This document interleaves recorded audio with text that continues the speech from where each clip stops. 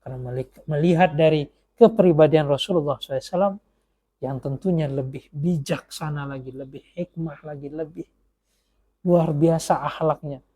Dan mereka karena memiliki rasa tanggung jawab, sehingga derita yang mereka alami, karena mereka memiliki rasa tanggung jawab ini, mereka pun tidak lagi memikirkan bagaimana penderitaan tersebut. Assalamualaikum warahmatullahi wabarakatuh. Alhamdulillah sahabat-sahabatku semuanya yang senantiasa mengharapkan keberkahan-keberkahan di dalam kehidupan di dunia yang tentunya sesaat ini dan di kampung keabadian, yaitu di akhirat. Tentunya hal tersebut kita tidak bisa mengelakkan karena Allah Subhanahu wa taala telah menjadikan seorang makhluk sebagai rahmatan lil alamin, yaitu baginda Nabi Muhammad sallallahu alaihi wasallam. Sebelumnya kita ingatkan kembali bahwasanya kita membahas dari kepribadian, budi pekerti dan akhlaknya Rasulullah SAW. Tentu di sini bisa kita lihat lebih signifikan atau lebih mendalam lagi dengan mengenal sirah nabawi. Karena tidaklah sirah ini tercatat ataupun tertulis, melainkan karena ada risalah yang telah beliau emban, yaitu berupa agama rahmatan lil alamin. Agama yang penuh dengan kasih sayang, agama yang penuh dengan perdamaian, agama yang penuh dengan hikmah, kebijaksanaan. Tentunya bukan menutup kemungkinan di dalam pandangan agama-agama lain tidak ada, tentunya banyak juga, aslinya mereka juga bijaksana. Namun di sini kita mengingatkan kembali bahwasanya Rasulullah SAW tidaklah diutus melainkan untuk menyempurnakan akhlak. Banyak beberapa hadis yang telah menceritakan tentang apa yang telah dilakukan Rasulullah dan apa sebab dan penyebabnya Rasulullah diutus sebagai nabi terakhir dan rahmat bagi seluruh alam, baik dua alam, jin maupun manusia. Tentunya Rasulullah SAW rahmat bagi seluruh alam, yaitu alam jin, dua alam, jin maupun manusia, itu Rasulullah adalah yang sebagai rahmatnya. Allah Subhanahu wa taala telah mencurahkan rahmatnya kepada baginda Rasulullah SAW. Sehingga pembahasan kita saat ini tentunya mengenal dari kekuatan yang dimiliki oleh para sahabat ketika menghadapi berbagai rintangan, ujian, ataupun cobaan yang bisa menyebabkan mereka tabah dan sabar di dalam menghadapinya. Apa? Yang pertama tentu atas keimanan dan keyakinan mereka kepada Allah Subhanahu wa taala. Namun yang kedua tentunya adalah dikarenakan mereka tersebut mencintai Rasulullah sallallahu alaihi wasallam, dikarenakan kepandaian, kepiawaian Rasulullah SAW di dalam menjadi pemimpin figur atau menjadikan suatu komandan yang tentunya bisa menyatukan dari hati-hati mereka, sehingga menyebabkan mereka kuat. Bagaimanapun yang mereka terima, mereka menjadi kuat. Di sini bisa kita lihat betapa kuatnya mental Rasulullah SAW dan bisa memberikan kekuatan mental-mental terhadap sahabat-sahabatnya. Bagaimanapun upaya pemuka-pemuka Quraisy di dalam membuat suatu perkara yang menyebabkan para sahabat tersebut bagaimana meninggalkan dari keyakinannya Muhammad atau keyakinan Nabi Muhammad. Namun sedikit pun mereka tidak goyang. Dan banyak cerita-cerita tersebut yang telah kita bahas kurang lebihnya di video-video kita sebelumnya. Bagaimana menyiksa Abu Bakar, menyiksa dari Bilal bin Rabah dan sahabat-sahabat lainnya. Tentunya kita juga sudah bahas bahwa sahabat-sahabat yang dia tidak memiliki kekuatan atau kepengaruhan yang kuat, seperti dia ini tidak dari kalangan yang pemuka Quraisy, mereka dari kalangan budak dan kalangan bawah, tentu dia mendapatkan siksaan dan penderitaan yang berat. Tidak terlepas juga kepada pemuka-pemuka yang tentu pemuka tersebut akan dijauhi, hanya saja tidak sampai seperti penyiksaan terhadap orang-orang yang berada di bawahnya. Tekanan-tekanan tentu dia diberikan. Sebagaimana baginda Nabi Muhammad SAW pun senantiasa menerima tekanan-tekanan dari orang-orang Quraisy. Semasa hidupnya Abu Thalib pun mereka juga menekan. Hanya ketika Abu Thalib dan Khadijah meninggal dunia, tentu hal tersebut menyebabkan mereka juga lebih ingin lebih kuat di dalam menekan Rasulullah SAW dan para sahabatnya. Di sini bisa kita lihat bagaimana keteguhan baginda Nabi Muhammad Sallallahu Alaihi Wasallam yang menyebabkan dari para sahabat-sahabat yang dekatnya pun teguh.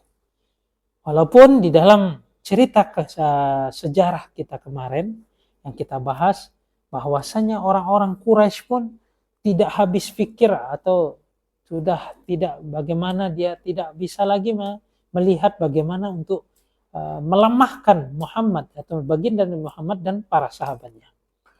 Karena tidak ada kendor sedikit pun, mereka tetap melakukannya. Dan banyak sekali tentunya siksaan yang mereka berikan kepada Rasulullah SAW. Dan tidak henti-hentinya juga mereka terus menerus menyakiti Rasulullah SAW. Bahkan ada yang melemparkan isi perut unta dikala Rasulullah sujud. Dan berbagai macam bentuk yang ia lakukan kepada Rasulullah SAW. Lalu kemudian kemarin juga kita sudah membahas tentang bagaimana Abu Jahal, Abu Sufyan dan salah satu dari mereka mengendap-endap di dekat rumahnya atau di dekat tempat Rasulullah SAW menempati suatu tempat atau suatu rumahnya. Yang tentunya Rasulullah SAW suka di dalam melantun wahyu atau Al-Quran yang didengarkan oleh Abu Jahal, Abu Sufyan dan satunya tentunya beliau juga mendengar. Namun berjalannya waktu ia ketahuan juga atau bahwasanya dia suka mendengarkan dari lantunan Quran, sehingga ditanya kepada Abu Jahal, bagaimana pendapatmu? Dan ia pun sebenarnya Abu Jahal pun ia merasakan bahwasanya Nabi Muhammad ini membawa suatu hal yang benar. Karena kenapa? Mereka pun mengalami rasa-rasa yang ketakutan ketika mendapatkan doa ya atau balasan keburukan dari ucapan Rasulullah SAW. Dan beberapa sahabat, beberapa kalangan-kalangan orang-orang Quraisy yang telah diberikan perkataan yang tentunya bisa menghibur Rasulullah, dan itu membuat suatu tekanan terhadap mereka. Pernah ada 3 orang yang menyakiti Rasulullah SAW dan Rasulullah SAW mengatakan, saya telah membawa 3 korban. Maka langsung terdiam mereka mendengarkan atas apa yang diucapkan Rasulullah. Dan mereka merasa tertekan atas ucapan tersebut. Dan banyak sekali mereka yang mendapatkan suatu ucapan dari Rasulullah, mereka pun ketakutan atas hal tersebut. Ubay bin Khalaf yang tentunya pada saat itu dia juga dinyatakan, demi Allah aku akan membunuhmu. Sehingga dengan perkataan membunuhmu itu sudah menjadikan suatu beban bahwasanya dia akan dibunuh oleh baginda Nabi Muhammad SAW. Padahal hanya goresan yang sedikit berada di lehernya. Wallahu alam ya, di dalam cerita hanya goresan. Namun ada yang mengatakan di goresan yang leher terkena dari panah, goresan saja kecil. Sehingga dia lari terbirit-birit bagaikan ketakutan dari seperti hewan yang ketakutan. Dia menyampaikan, wallahi Muhammad telah membunuhku, Muhammad telah membunuhku. Maka seluruh orang pemuka Quraisy pun mengatakan, wahai Ubay, bahwasanya itu hanya goresan, bukan suatu yang bisa membahayakan atau membunuh. Namun apa yang terjadi, begitu kuatnya dia meyakini bahwasanya jika Muhammad membunuhku, jangankan dipanah, diludahi pun saya akan mati. Hal tersebut tentunya bisa kita nilai mereka pun sedikit banyaknya meyakini atau mengetahui bahwasanya ini suatu hal yang dibawa Muhammad ini benar.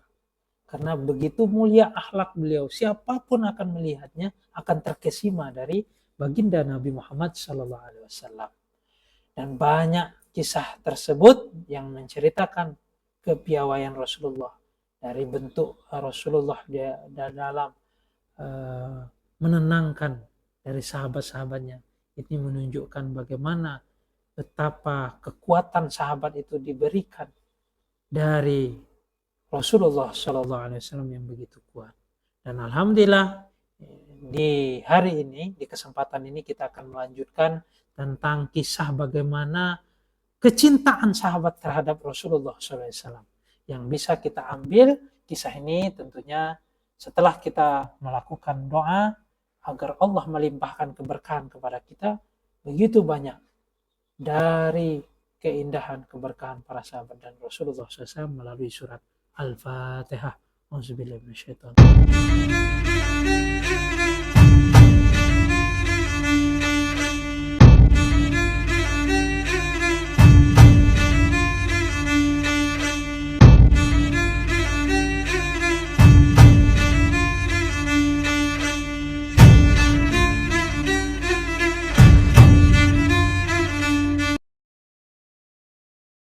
Alhamdulillah sahabat-sahabatku semuanya, saat ini kita akan membahas tentang bagaimana kecintaan para sahabat. Para sahabat ini betul-betul mencintai Rasulullah SAW.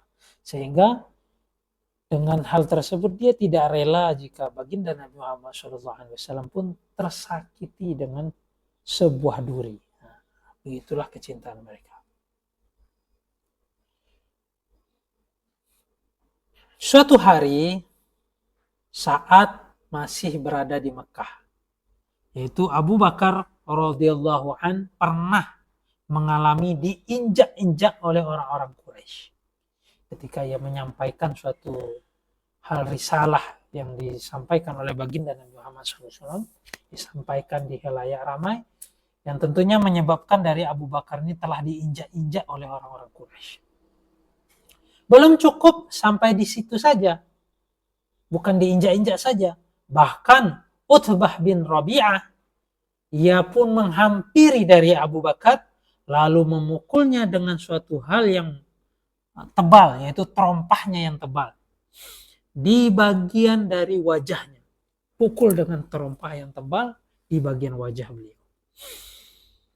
Setelah itu dia pun melompat kepada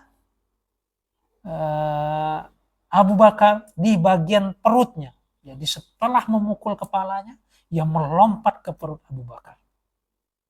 Hingga dia pun tidak bisa melihat dari bentuk wajahnya, ujung wajahnya. Jadi karena pukulan yang dilontarkan oleh Utbah bin Rabi'ah tadi dengan benda yang tebal, yaitu berupa terompahnya, sendalnya, dipukul sampai wajahnya ini berdarah-darah dan wajahnya pun tidak tampak mana hidungnya. Kemudian orang-orang dari Bani Tamim menyembunyikan beliau dan menyelubungi ia dengan kain. Jadi diselamatkan oleh Bani Tamim pada saat itu. Lalu memasukkannya yaitu di dalam rumah dari salah seorang di antara dari mereka, yaitu Bani Tamim. Karena Sayyidina Abu Bakar radhiyallahu anhu kurang lebih beliau ini adalah dari Bani Tamim.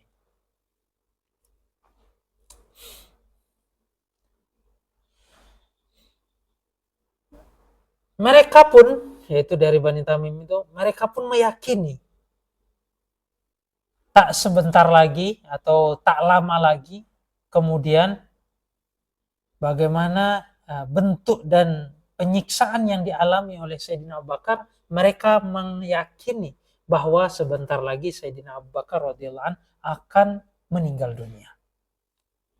Mereka pun berbicara dengan keadaan Abu Bakar radhiyallahu anhu dan mencelanya. Dia melihat keadaan, Masya Allah, dia mereka iba, tapi mencela dari perbuatan Abu Bakar, karena pada saat itu ya tidak semuanya dari Bani Tamim langsung menerima tentunya.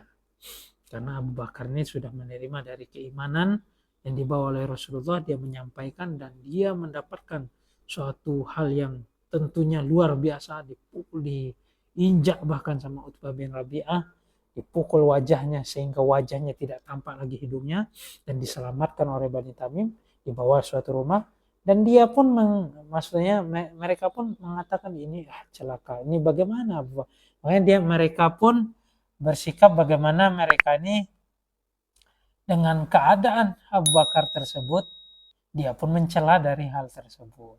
Karena kenapa melakukan demikian, kan akhirnya mereka pun beranjak pergi dan menemui dari ibundanya Sayyidina Abu Bakar radhiyallahu anhu, Ummu Khair, dan berkata kepadanya, periksalah ia, yaitu Abu Bakar, dan ada baiknya jika engkau memberinya makan ataupun minum.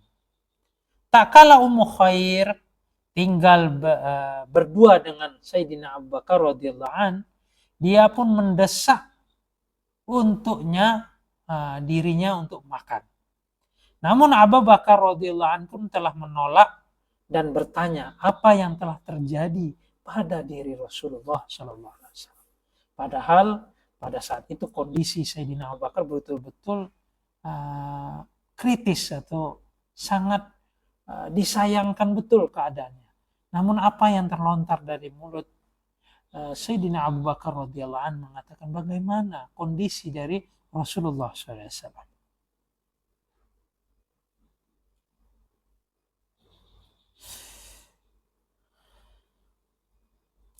Kalau begitu, ibu harus pergi untuk menemui dari Ummu Jamil binti Al-Khattab, tanyalah kepadanya.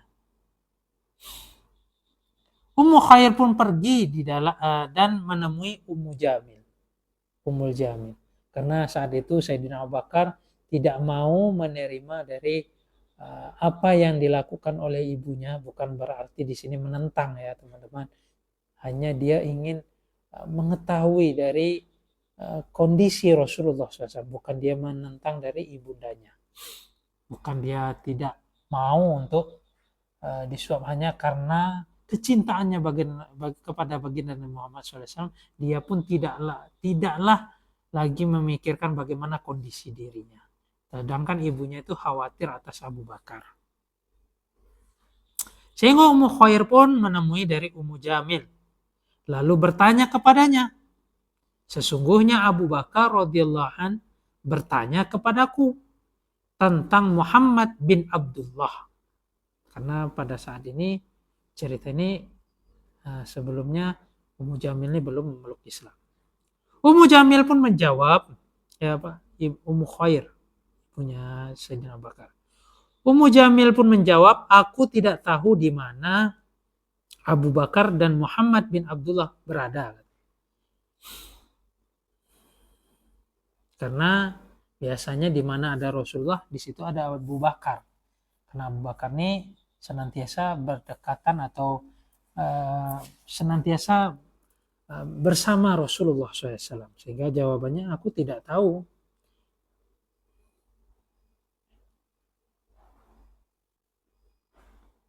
Tidak tahu dengan Abu Bakar maupun Muhammad bin Abdullah berada. Jika engkau mengizinkan aku untuk pergi bersamamu menemui dari anakmu, maka aku siap untuk pergi. Maksudnya karena kehati-hatian Ummu Jamil, maka dia meminta, saya tidak tahu kondisi di mana Abu Bakar dan di mana Muhammad bin Abdullah.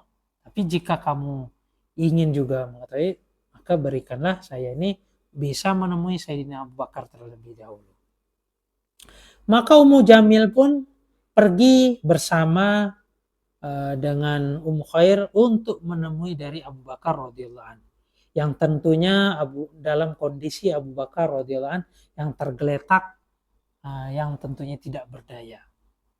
Ummu Jamil pun mendekat dan tak kuasa untuk menahan dari teriakan atau jeritan tangisan melihat dari kondisi kagetnya ia melihat dari kondisinya Sayyidina Abu Bakar radhiyallahu anhu. Itu kondisinya sangat parah ya sahabat-sahabatku. Nah, sehingga Ummu Jamil pun tidak tahan melihat kondisi tersebut. Dia histeris teriak, kaget melihat kondisi tersebut.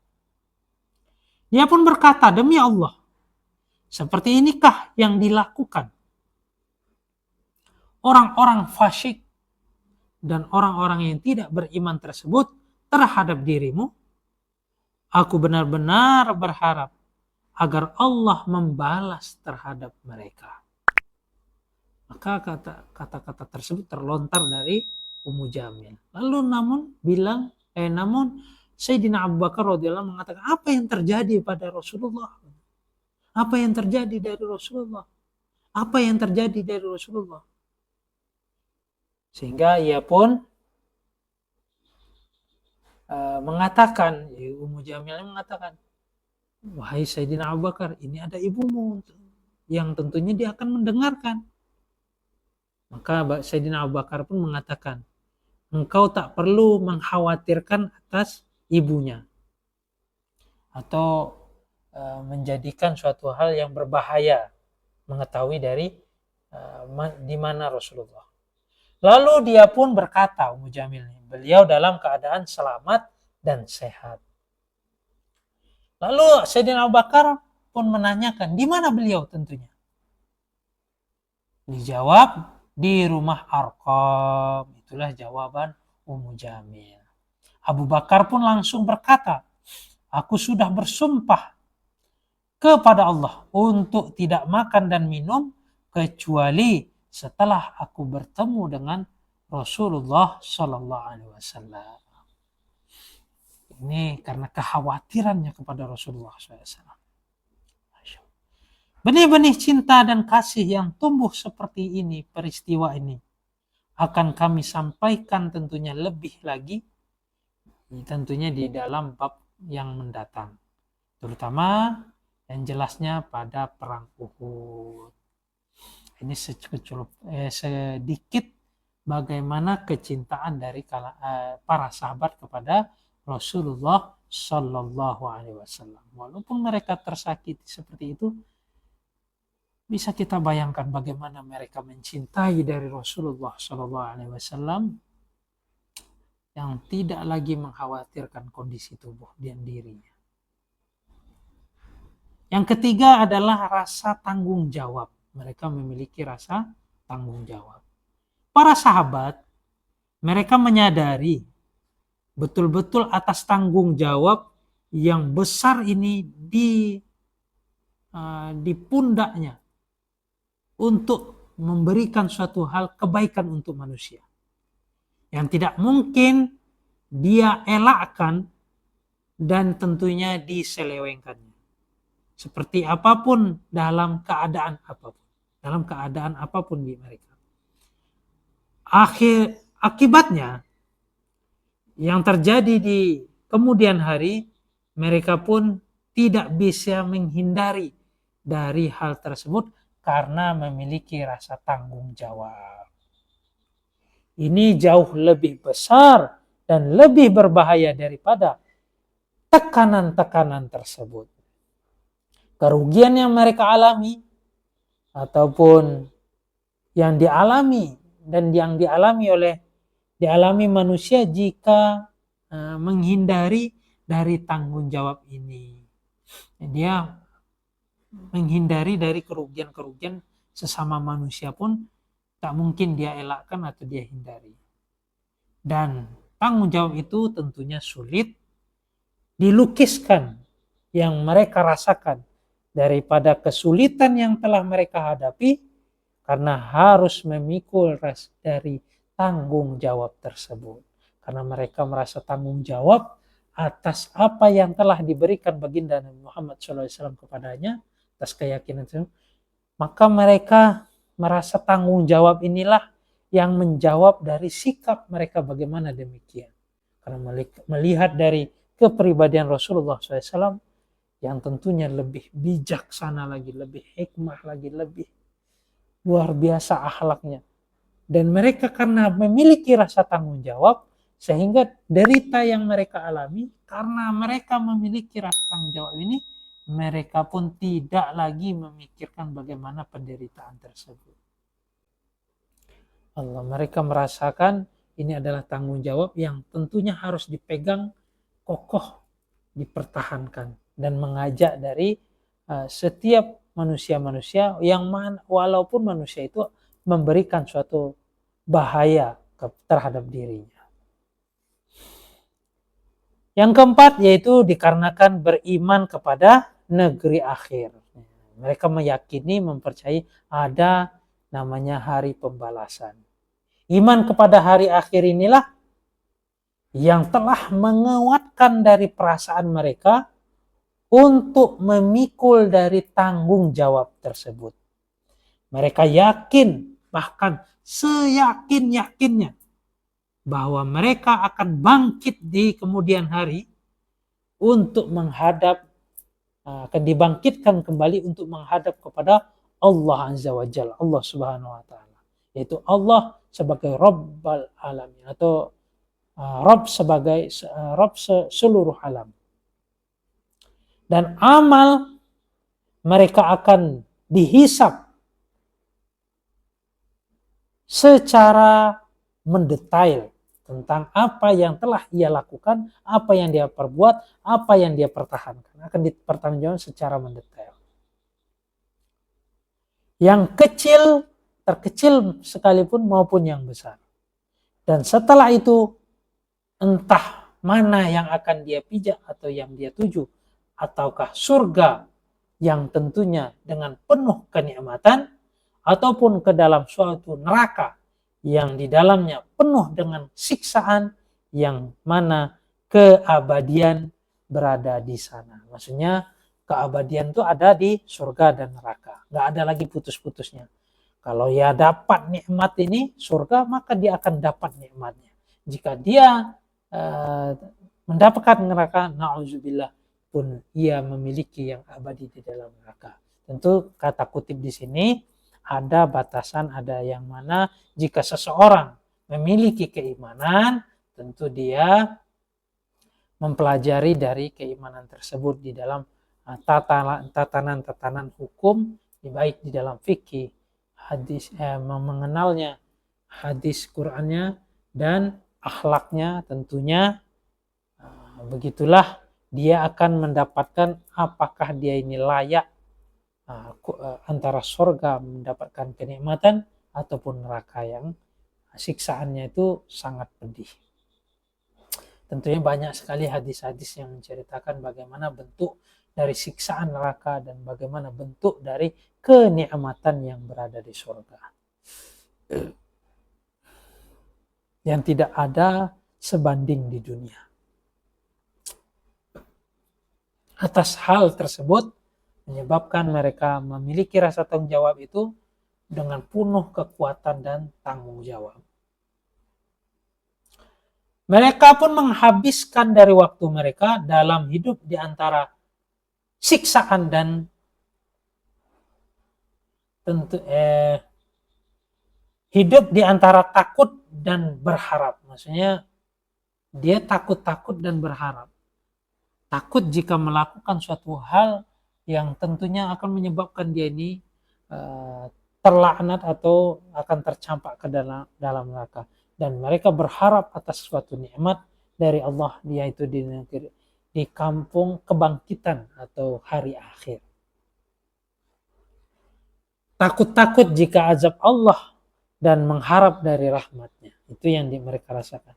Mereka pun sebagiannya sebagaimana yang telah ia dapatkan dari firman Allah Subhanahu wa Ta'ala, dan orang-orang yang memberikan apa yang telah mereka berikan dengan hati dan takut, di dalam Quran surat Al-Mu'minun ayat 60. Mereka tahu akan dunia dengan kenikmatan dan penderitaannya, tak mampu akan menyamai dari sebelah hal tersebut, yang dunia ini tentunya tidak ada sebanding dari sebelah dari sayap nyamuk yang bisa dibandingkan dengan kenikmatan yang Allah siapkan di akhirat. Pengetahuan inilah yang tentunya membuat mereka pun mengabaikan atau tidak mempedulikan atas penderitaan hidupnya maupun kepahitannya. Sehingga mereka tidak lagi mempedulikan hal tersebut. Alhamdulillah, kita sudah mendengarkan bagaimana mereka bisa memiliki kekuatan yang menghadapi rintangan-rintangan tersebut, tentunya dengan penuh rasa tanggung jawab yang mereka rasakan dan yakin atas ada kampung pembangkitan atau hari akhir dari pembalasan-pembalasan yang akan diberikan, yang tentunya akan menentukan dan dipertanggungjawabkan secara detail apa yang dia lakukan ketika ia berada di dunia, yang akan Allah berikan dengan kenikmatan yang abadi ataupun azab siksa yang begitu tidak ada habis-habisnya. Dan insya Allah di kemudian hari kita akan membahas lagi kurang lebih apa lagi yang menyebabkan kekuatan yang dimiliki oleh para sahabat sehingga mereka betul-betul mampu mengendalikan dari kekuatan mereka secara penderitaan yang mereka alami. Bagaimana mereka bisa sedemikian rupa, sebenarnya dua perkara ini pun sudah bisa kita meyakini bagaimana kuatnya mereka mempertahankan dari keimanan mereka. Dan insya Allah di kemudian pertemuan kita akan kurang lebih membahas dua lagi kurang lebih bagaimana menyebabkan kekuatan dari kalangan sahabat di atas menjaga keimanan mereka yang tidak goyah dengan berbagai macam penderitaan yang dia terima. Kurang lebihnya saya mohon maaf, saya undur diri. Jika ada kekurangan dari video saya minta maaf sebesar-besarnya. Jika kalian merasa video saya ini bermanfaat, silahkan share sebanyak-banyaknya. Jangan lupa kalian dukung dengan like. Jika ingin mendapatkan notifikasi, silahkan tekan subscribe. Wabillahi taufiq wal hidayah. Assalamualaikum warahmatullahi wabarakatuh.